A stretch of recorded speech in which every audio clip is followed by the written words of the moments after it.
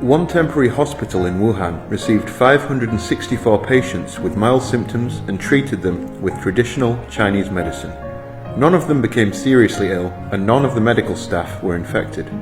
Zhong Nanshan, head of the National Health Commission team and a renowned academician of the Chinese Academy of Engineering, specifically mentioned that it's scientifically proven that TCM is effective against novel coronavirus and inflammation, while introducing China's experience and practices fighting COVID-19 to the European Respiratory Society.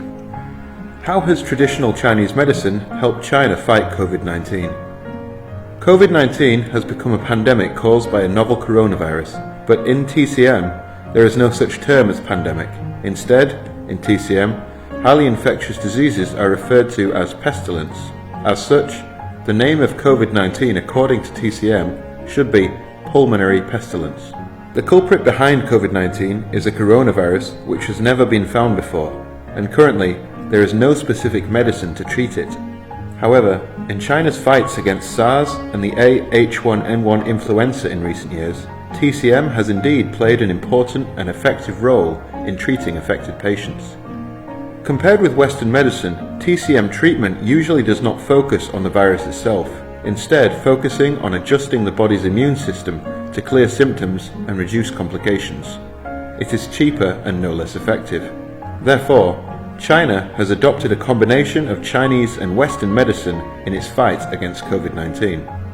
During the epidemic, over 630 TCM hospitals across the country sent nearly 3,200 medical staff to Hubei. Moreover, the state administration of TCM sent an expert team led by 3 academicians, Zhang Guoli, Huang Luqi and Tong Xiaolin, and 4 national TCM teams comprising a total of 588 people to support Wuhan. As the diagnosis and treatment plan issued by the National Health Commission was updated from the 3rd to the 7th version, the number of its TCM prescriptions has increased to 10.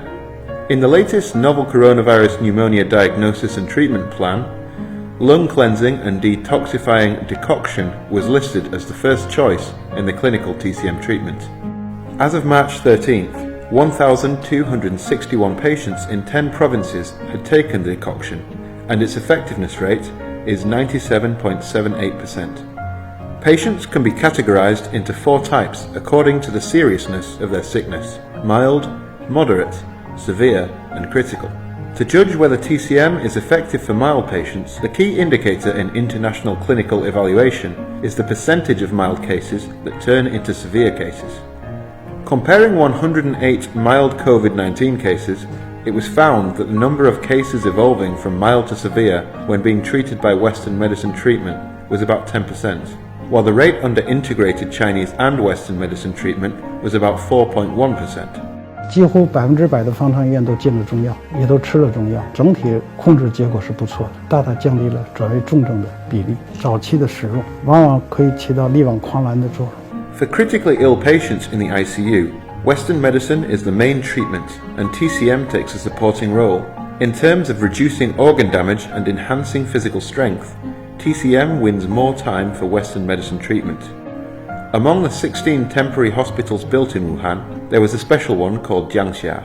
Jiangxia's 564 patients were treated by a medical team from 5 different TCM hospitals. It was the only TCM temporary hospital in Wuhan. The treatment is relatively simple, using mainly TCM and a few IV infusions. In addition to taking medicine, there are many special practices such as Tai Chi, Baduanjin, acupuncture, massage, and pressure point application, which are all TCM treatment methods. Although the hospital was managed by a TCM medical team, modern medical equipment such as testing equipment and mobile CT scanners were used. As of March 15th, the proportion of treatment that included elements of TCM in Hubei province overall was 91.64%. The proportion of TCM included in treatment in Wuhan was 89.10%, and the proportion of TCM included in treatment across the country was 92.41%. As COVID-19 gradually comes under control in China and the global pandemic becomes increasingly severe, foreign countries have started to learn from China's experience. Daejeon University in South Korea, Toyo Medical College in Kobe, Japan, and a medical school in Rome, Italy, expressed their willingness to share their experiences with China and hoped that China could send TCM teams to help them fight the pandemic. At the same time, China has also sent teams of medical experts with medical supplies and TCM prescriptions to countries including Iran, Iraq, and Italy. TCM can play a low-cost role globally in terms of helping people fight COVID-19. After this pandemic is over, will there be an internationally recognized standard for TCM?